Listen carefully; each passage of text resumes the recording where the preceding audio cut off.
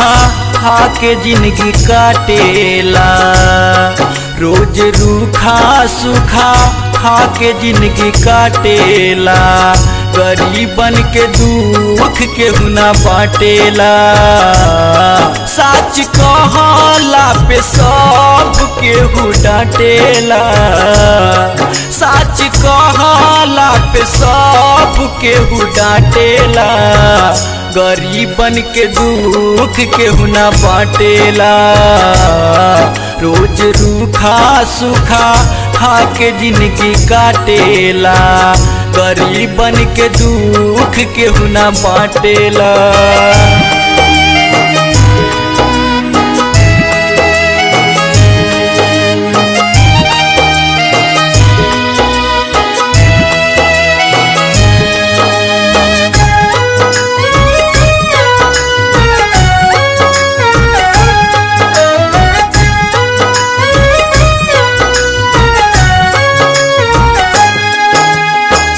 मड़ई में करेला गुजारा।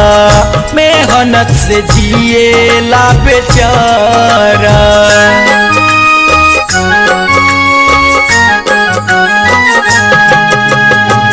मड़ई में करेला गुजारा। मेहनत से जिएला बेचारा। खाची फरसा लेके दिन भर धूप में खटेला। खाची फरसा लेके दिन भर धूप में खटेला। गरीबन के दुख केहू ना बाटेला। रोज रूखा सूखा खा के जिंदगी काटेला।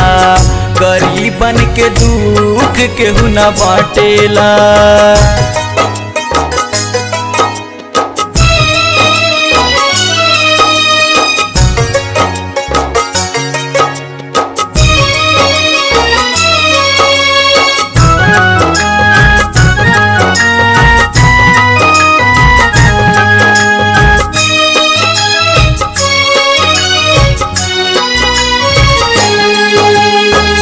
काम करके पैसा जब पावेला। घरवा के खर्चा तब चलावेला।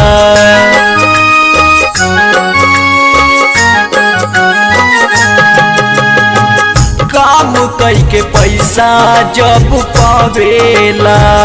घरवा के खर्चा तब चलावेला। कबहू बोझा नहीं छोड़ के सर से हटेला। कबहू बोझा नहीं छोड़ के सर से हटेला। गरीबन के दुख केहू ना बाटेला। रोज रूखा सूखा खा के जिंदगी काटेला। गरीबन के दुख केहू ना बाटेला।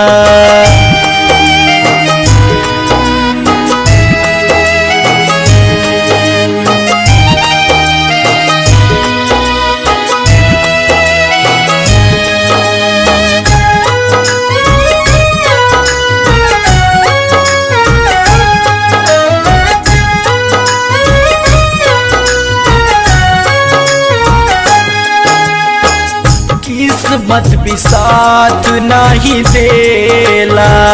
बड़ा परेशानी में रहेला।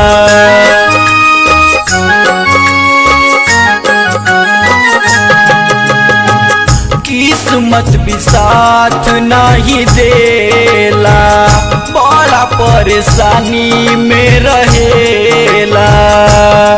कमल देव चमकीला के छाती फाटेला। कमल देव चमकीला के छाती फाटेला। गरीबन के दुख केहू ना बाटेला। रोज रूखा सूखा खा के जिंदगी काटेला। गरीबन के दुख केहू ना बाटेला। सच कहला पे सब केहू डांटेला।